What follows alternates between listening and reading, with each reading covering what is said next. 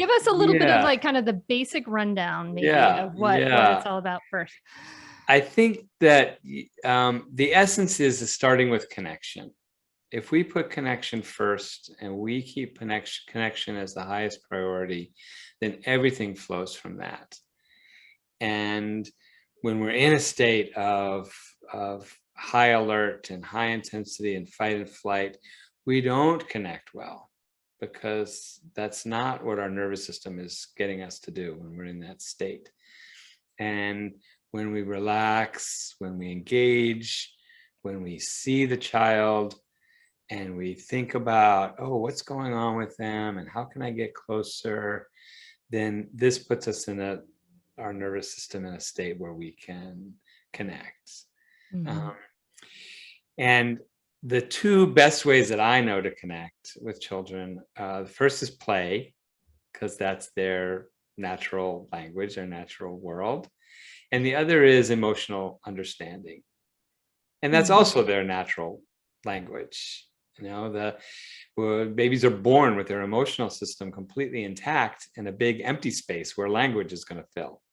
So language Mm-hmm. comes in later, and under stress, under high intensity, even high excitement and joy, language takes a back seat or Mm-hmm. disappears, and emotion is in the forefront.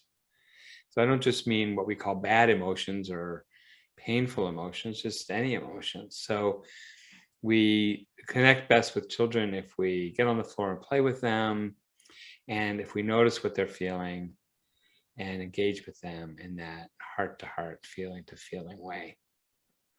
I love this because you're describing in a lot of ways what mindfulness is all about, like that idea of moving away from the storyline, the verbal chatter, and Mm. touching into what's happening in my body. What are the sensations I'm feeling? What are the emotions I'm feeling? What am I observing?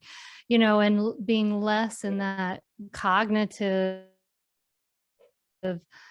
cerebral space, that head Yeah. space, and more into that heart space, that body space, that observation space. And that's exactly what you're describing right there. Right. And I think we go so quickly and automatically to, this is bad, you have to stop what you're doing. So the child has Mm-hmm. to change, the child has to stop. We're not even aware of our feeling. We might not Mm-hmm. even be aware that we're angry. We're just aware the child is doing wrong and has to be corrected. And if we can slow that down and it's like, oh, what am I feeling? I'm feeling scared. I'm feeling angry. I'm feeling frustrated. Okay, how can I take care of my feeling? Because that's actually my job and not my child's job. Mm-hmm. And we do that tuning in to ourselves. What am I feeling in my body? And is this a feeling I want to run with? Is this a feeling I want to let go of?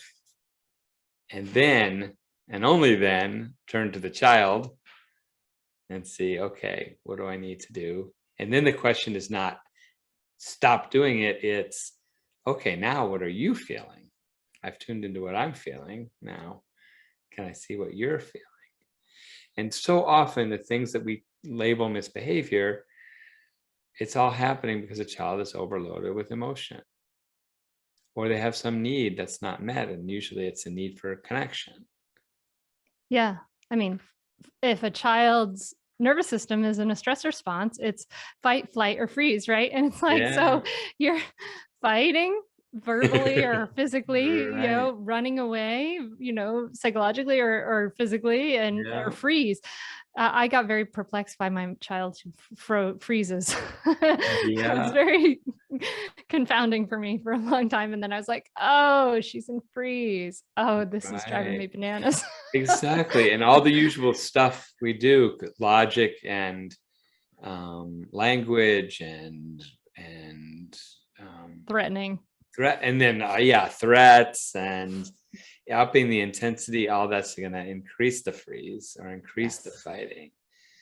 And then we get madder and Yeah. Yeah. cycle. And it takes that moment of awareness and stepping off of that cycle. And maybe it's a runaway train, but you can hop off the train and oh, wait a minute. Oh, okay.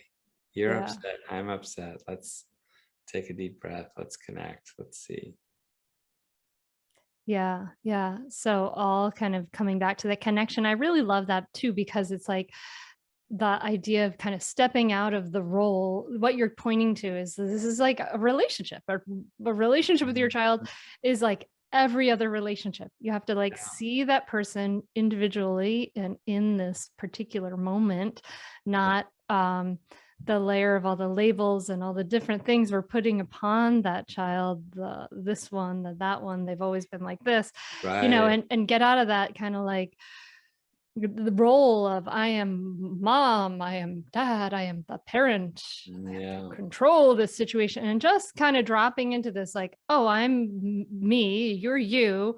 Let's really be real here. And that's where that connection really happens. Exactly. And the things we want children to cooperate.